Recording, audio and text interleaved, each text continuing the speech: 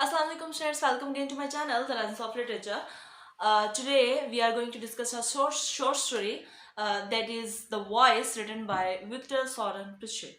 First of all writer का थोड़ा सा इंट्रो देखते हैं. राइटर जो प्रिचे हैं ये 1900 में इनकी बर्थ हुई थी. 1997 में इनकी डेथ हो गई थी.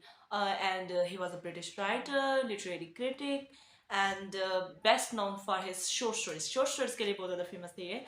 और नॉन फिक्शन वर्क्स के अंदर जो चीज़ें इनकी फेमस थी उनमें अ कैवर द डो बहुत ज़्यादा फेमस था एंड मिडनाइट ऑयल ये वर्क भी इनका बहुत ज़्यादा फेमस था. अब इनके अगर राइटिंग स्टाइल की बात करें तो ये कॉमिक वे में चीज़ों को लिखते थे और ये लाइफ के जो सीरियस इफेक्ट्स होते हैं उनको एक इन कॉमिक वे प्रेजेंट करते थे. मतलब कि जो एक ये भी एक बहुत बड़ी बात होती है कि आप इन कॉमिक वे चीज़ों को लाइफ की सीरियसनेस को शो करते हैं. और ये क्या करते थे कि लाइफ के जो जो लाफ्टर्स वगैरह होते हैं या जो पैथोस होते हैं, पैथोस बोलते हैं जो उदास वगैरह चीज़ें होती हैं, उन चीज़ों को मिक्स करके मतलब कि हंसी मजाक को भी और उदासी को, ये जो लाइफ की रियलिटीज़ हैं इनका मिक्सचर बना के शो करते थे. अच्छा, ये जो स्टोरी है ना द वॉइस, ये सेकेंड वर्ल्ड वार के टाइम पीरियड के अंदर लिखी गई है. लेकिन इस स्टोरी के अंदर किस वर्ल्ड वार 2 का कोई भी जो है उसका इफेक्ट नज़र नहीं आता, उसके बारे में कोई भी बात नहीं होती. लेकिन जो कैरेक्टर्स इसके अंदर यूज़ किए गए हैं स्टोरी के अंदर, उन्हीं की साइकोलॉजिकल रिएक्शंस को जो है वो डिस्कस किया गया है, ज़्यादा फोकस उन्हीं के ऊपर किया गया है. तो इस स्टोरी में क्या होता है कि राइटर जो है वो ये बता रहा है कि जो चर्च के जो प्रीस्ट हैं वो इतने ज़्यादा रिजिड हो चुके हैं, इतने फैंटिक्स हो चुके हैं, इतने कोल्ड हो चुके हैं कि वो they become strict critics of humanity.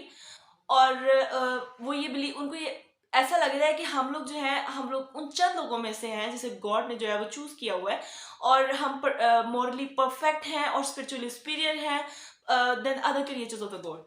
तो वो ऐसा फील करते हैं, उनके अंदर एक प्राउड सा आ गया. तो इसके अंदर जो कैरेक्टर्स यूज हुए हैं स्टोरी के अंदर, उनमें मिस्टर फ्रैंक लुइस सबसे पहला कैरेक्टर है और जो कि प्रेजेंट प्रीस्ट है चर्च का और बहुत ज़्यादा रिजिड है, कोल्ड है. और उसको सेकंड कैरेक्टर जो इसका है वो है मॉर्गन का, जो कि एक्स प्रीस्ट है चर्च का and he has been evicted from the church because of wine addiction and other weaknesses. तो उसको जो है वो निकाल दिया गया. अच्छा, इसकी स्टोरी में क्या होता है कि अब प्रेजेंट प्रीस्ट जो है चर्च का वो मिस्टर फ्रैंक लिविस है और एक्स प्रीस्ट जो है वो मॉर्गन है. मॉर्गन को जो है he has been turned out of the church because of his drug addiction and because of his wine addiction and other weaknesses. उसको इमोरल एक्टिविटीज की वजह से उसको चर्च से जो है वो मतलब उसके प्रीस्ट के ओहदे से हटा दिया गया. अब वो अक्सर चर्च में बैठ के वहाँ पे शराब वगैरह पीता है, तो इस तरह की एक्टिविटीज जो है वो कर रहा है. तो होता ये है कि वर्ल्ड वार 2 का टाइम पीरियड चल रहा था और बम्बार्डमेंट वगैरह हो रही थी, तो एक बॉम्ब जो आता है वो चर्च के ऊपर आके गिर जाता है और वहाँ पे चर्च की बिल्डिंग जो होती है वो वहाँ पे डिस्ट्रॉय हो जाती है. अब मॉर्गन जो वहाँ पे बैठा शराब पी रहा था चर्च की बेसमेंट के अंदर एक्चुअली, तो वहाँ पे क्या होता है कि वहाँ पे वो फंस जाता है. अब फ्रैंक लिविस जो होता है, he heard a sound or he heard a voice of singing from the rubble of the church. और फिर वो सोचता है कि पहले सोचता है कि मुझे बचाना चाहिए उसको या नहीं, वो तो मोरली करप्ट था, यूजलेस पर्सन था. तो पहले फिर ये वो सोचता है कि मुझे नहीं बचाना चाहिए, फिर वो सोचता है कि नहीं, ये मेरी रिलीजियस ड्यूटी है कि मैं लोगों को जो है वो सेव करूं. तो फिर क्या करता है, वो उसको बचाने की कोशिश करता है, मॉर्गन को बचाने की कोशिश करता है. तो वहां पे वो खुद भी जो है उस बिल्डिंग में फंस जाता है. जब उसको बचाने के लिए खुद भी फंस गया वहां पे, जो अब मॉर्गन जो है वो तो हिम्स वगैरह पढ़ रहा है वहां पे, अपनी इबादत कर रहा है कि शायद गॉड की तरफ से उसके लिए कोई हेल्प आए, या फिर अगर तो उसका ये आखिरी वक्त है, अगर उसका ये मतलब एंड टाइम चल रहा है उसकी लाइफ का, तो फिर उसकी मगफिरत के लिए कोई कोई वसीला बन जाएगा, कोई उसकी मगफिरत का वसीला बन जाएगा. तो इस टाइप की जो है ना वहाँ पे सोच रहा होता है. तो इस तरह से वो रिम्स पढ़ रहा होता है. तो लेकिन जो फ्रैंक लिविस होता है वहां पे जब उसको बचाने लगता है तो वो खुद भी फंस गया. और क्या होता है कि वो उसको बोलता है कि तुम भी जो है ना, तुम भी चैंटिंग करो.